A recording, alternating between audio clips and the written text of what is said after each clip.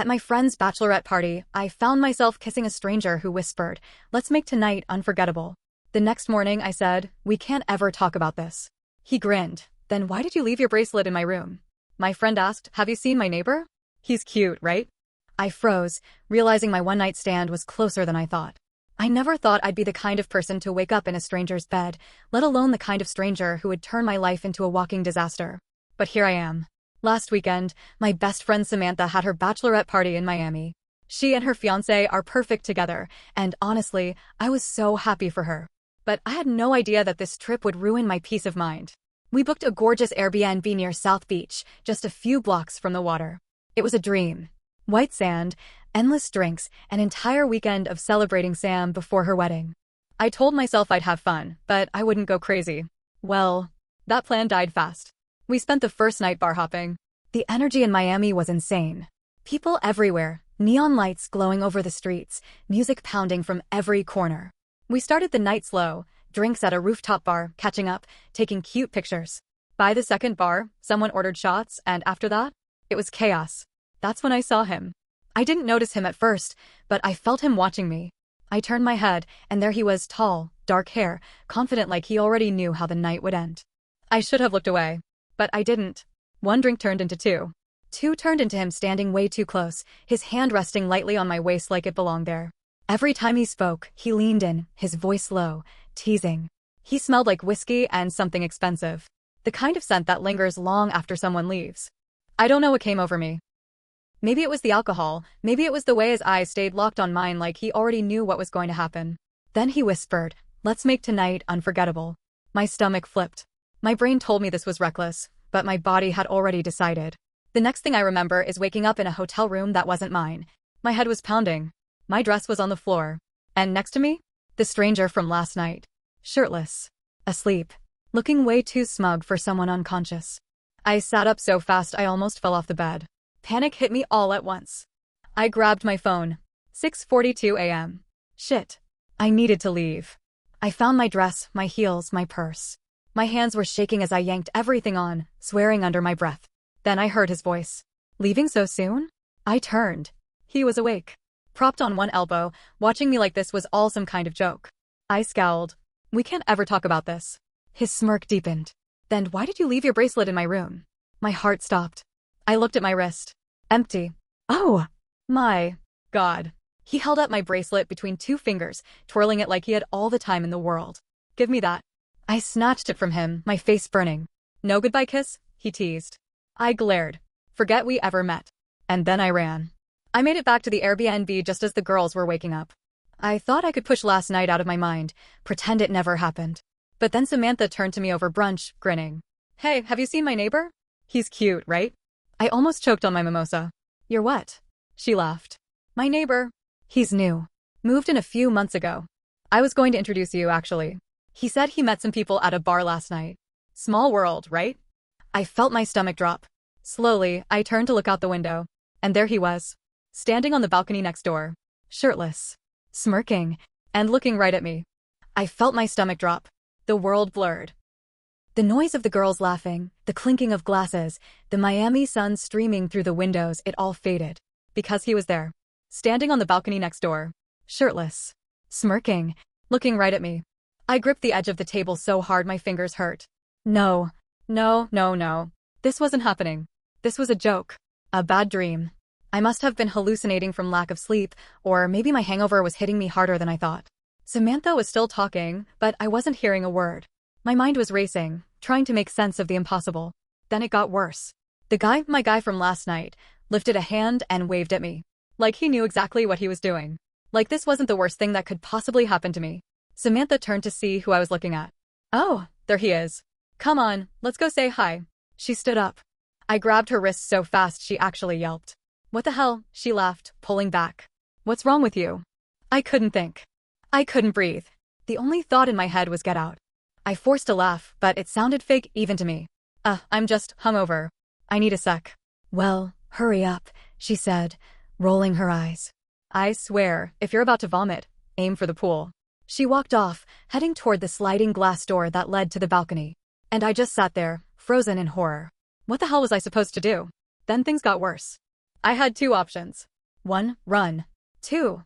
Face him and pray he didn't say something that would ruin my life. Neither option was great, but before I could decide, the universe made the choice for me. Because he knocked on our door. A slow, deliberate knock. The girls all looked up. "Who's that?" one of them asked. Samantha was closest to the door. She opened it without thinking.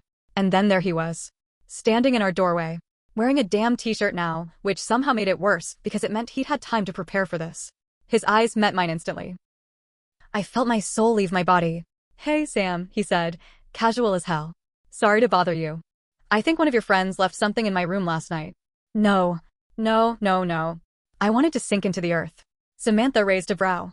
"One of my friends?" He smiled. And then, he pulled out my bracelet. "Yeah," he said. "Recognize this?" I wanted to strangle him. Samantha turned to me so fast my head spun. Her eyes flicked to the bracelet. Then to me. Then back to him. My brain screamed, "Say something, you idiot," but I was too busy trying not to die. Then Samantha laughed. She nudged me. "Damn, girl, you work fast." The room exploded with laughter and cheers. I had no idea what to do. I needed to play it off, make a joke, say something clever, but my brain was mush. I croaked. "Thanks." He handed me the bracelet. And when our fingers brushed, he leaned in just a little and murmured, "Miss me already?" I wanted to kill him. The worst part? Samantha was eating this up.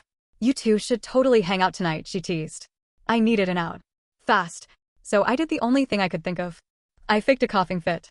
I choked on absolutely nothing, grabbed my throat, and coughed so hard I made my own eyes water.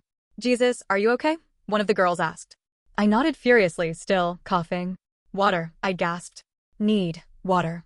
I grabbed my glass and downed it like it was the only thing keeping me alive. When I finally stopped dying, I looked up and he was still staring at me, with that stupid, knowing smirk. And I knew, right then and there, this was not over. I thought I was in the clear. For the next few hours, I avoided him. The girls dragged me out for another round of day drinking, and I threw myself into the chaos, doing everything I could to push him out of my mind. But no matter how many margaritas I had, my stomach still twisted every time I thought about his smirk. Because I knew he wasn't done messing with me. And I was right. That night, we all got ready to go clubbing. I was just finishing my makeup when Samantha burst into my room, grinning. "Guess what?" she said, practically bouncing on my bed. I forced a smile. "What?" "My neighbor's coming out with us." I almost stabbed myself in the eye with my mascara wand. "What?" I choked. She laughed. "Yeah. I told him we were going to this club, and he was like, 'Sounds fun.' And then, wait for it, he asked about you." I wanted to evaporate. I tried to sound casual. "Oh, what did he say?" Samantha wiggled her eyebrows. "Just that you seemed interesting, and he wouldn't mind getting to know you better." I wanted to scream. Samantha shoved my shoulder. "He's hot. If you don't want him, I'll take him." "Be my guest," I muttered. She laughed, like I was joking. But the thing is, I wasn't. We met up at the club, and sure enough, there he was. Only this time, I finally learned his name. Liam. It suited him. Cocky, charming, the kind of guy who could probably sweet-talk his way out of a speeding ticket. He looked me up and down when I walked in, and I swear, it felt personal. "Good to see you again," he said, just loud enough for only me to hear. I ignored him. Or at least, I tried. Samantha introduced him to everyone, and that's when the Real bomb dropped. Because right after she said, "Liam, these are my best friends," he smiled and said, "Yeah, I actually know someone here already." And then he pointed straight at me. The whole group lost it. They oh-ed and laughed, nudging me, eyes lighting up like this was the greatest love story of our time. Meanwhile, I was dying inside. I had to salvage this somehow. "Oh, yeah, we met briefly." "Briefly?" he repeated, his tone dripping with amusement. I wouldn't say that. I shot him a look that could kill. He just grinned. And then it got worse. Because Samantha clapped her hands together and said, "Wait, hold on. Do you two already know each other from before Miami?" Liam didn't miss a beat. "Something like that." I swear I saw my life flash before my eyes. I yanked him aside before anyone could ask more questions. We stood near the bar, the bass thumping through the floor, neon lights flashing around us. "What the hell are you doing?" I hissed. He smirked. "Having fun. You are not about to ruin my weekend." He tilted his head. "Oh, and how exactly am I ruining it?" I opened my mouth, then shut it. Because truthfully, he wasn't. He hadn't told anyone what happened. He hadn't embarrassed me. He was just enjoying this. "Why are you even here?" I snapped. "Do you always crash girls' trips?" His smirk widened. "I was invited. By your best friend." Should I have said no? I wanted to punch him. Then, just to make things worse, he leaned in. Close. His lips right near my ear. Relax, he murmured. Unless you want people to start wondering why you're so flustered. My whole body went still. He pulled back, his eyes locked on mine, and I knew right then, he wasn't just here to party. He was here to play. And I was already losing. I spent the rest of the night trying to ignore Liam. It worked. Kind of. The club was packed, and eventually I lost track of him. I danced with my friends, took shots, tried to pretend like he wasn't watching me from across the room. Then Samantha grabbed my arm. I need to tell you something, she said. She looked off. Her smile was gone. Her energy shifted. Are you okay? I asked. She hesitated. Then she leaned in and whispered, I think Mark is cheating on me. My stomach dropped. Mark. Her fiancé. The guy she was supposed to marry in 2 weeks. I grabbed her hand. What? Why would you think that? She swallowed. I found a text on his phone last week. From some girl. It just said, last night was amazing. The air left my lungs. Did you ask him about it? She nodded. He said it was a wrong number. I didn't know what to say. Because that was not a wrong number text. She looked down at her drink. I don't know what to do. I squeezed her hand. Sam, if you think something's off, you need to talk to him again. Or, I hesitated, then forced the words out. Or we can find out for sure. She looked at me. How? I took a deep breath. And then? I made a really bad decision. Because instead of just supporting my friend like a normal person, I said, I know someone who can help. And the second the words left my mouth, I already regretted it. Because I knew exactly who I was talking about. Liam. The guy who had already made my life a living nightmare. And now? I was about to let him in even deeper. I should have left it alone. I should have told Samantha that Mark's text was suspicious, but not enough to ruin her wedding over. I should have hugged her, told her to trust her gut, and stayed out of it. But no. I had to make a mistake. And I had to involve Liam. The next morning, I found him outside by the pool, sipping coffee like he owned the place. We need to talk, I said. He raised an eyebrow, smirking. Already miss me? I ignored the heat crawling up my neck. I need your help. That caught his attention. He set his cup down. Interesting. Go on. I took a deep breath. Samantha thinks her fiancé is cheating. She found a text. I need to find out if it's true. Liam watched me for a long second. Then, to my absolute horror, he laughed. Let me get this straight, he said, amused. You want me, a guy you barely know, a guy you clearly don't trust, to help you with this? I folded my arms. Are you going to help me or not? He exhaled through his nose, still looking entertained. And what do I get out of it? I clenched my jaw. What do you want? His smirk turned downright dangerous.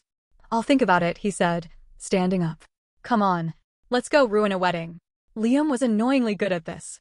Within an hour, he had Mark's full name, job, social media, and, most importantly, the number of the woman who texted him. Her name was Alyssa, and she lived in Miami. Liam leaned back in his chair, spinning his phone between his fingers. So, what's the plan? Show up at her house? Ask politely if she's been sleeping with the groom. I swallowed hard. No. We find out where she's going to be tonight. Then we see if Mark meets up with her. Liam whistled. Cold. I like it. I ignored that and grabbed my phone. Let's do this fast. I don't want Sam to know until we're sure. Liam tilted his head. And what if you don't like the answer? I didn't reply. Alyssa was real. And she was exactly what we feared.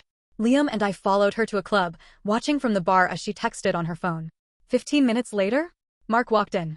I felt the air leave my lungs. Mark, Sam's sweet, devoted, perfect fiancé, walked straight to her. And kissed her. Right there. In the middle of the club. Like he had nothing to hide. I couldn't move. I couldn't breathe. Liam muttered something under his breath, but I barely heard him. My hands were shaking, my stomach twisting in ways that felt wrong. I had hoped, deep down, that this was all a mistake. That Sam was wrong. But she wasn't. And now? Now I had to destroy her world. I don't remember getting back to the Airbnb. I don't remember knocking on Samantha's door or the way her face lit up when she saw me. I only remember the moment I told her. The moment the light in her eyes went out. She didn't cry. Not at first. She just sat there, staring at me like she was trying to process a foreign language. Mark, she finally whispered. I nodded, my throat tight. I saw him. He kissed her. Samantha covered her mouth. Then she did something I wasn't expecting. She laughed. A bitter, broken sound that made my stomach twist. I knew it, she murmured. I freaking knew it. Then she crumbled. And I had to hold her together. Everything happened fast after that. Sam confronted Mark. Screamed at him. Called him a liar, a cheater, a coward. He tried to deny it. Then he tried to blame her. Then, when that didn't work, he just stood there, staring at the ground, saying nothing. Because he knew he was caught. The wedding was officially off. The girls rallied around Sam, half of them calling Mark every name in the book while the other half started canceling venues, caterers, florists. And me? I just sat in the corner, watching, realizing that this mess was my fault too. I had pushed. I had dug. I had exposed the truth. And maybe some truths aren't meant to be found. That night, after everything settled, I found Liam outside. "Hey," I said, sitting next to him. He glanced at me. "Hey." Neither of us spoke for a while. Then he sighed. "She's better off." "I know." He ran a hand through his hair. "You did the right thing." I let out a breath. "Did I?" He gave me a look. "Would you have rather she married a guy who was cheating on her?" "No," I admitted. "But I don't know. Maybe some things are better left unknown." Liam stared at me. Then he did something unexpected. He reached over and took my hand. "You don't believe that," he said. I looked down at our hands. His fingers were warm, steady. Maybe he was right. Maybe I did believe in the truth, no matter how ugly it was. But that didn't mean I had to like it. I squeezed his hand back. Just for a second. Then I let go and walked away.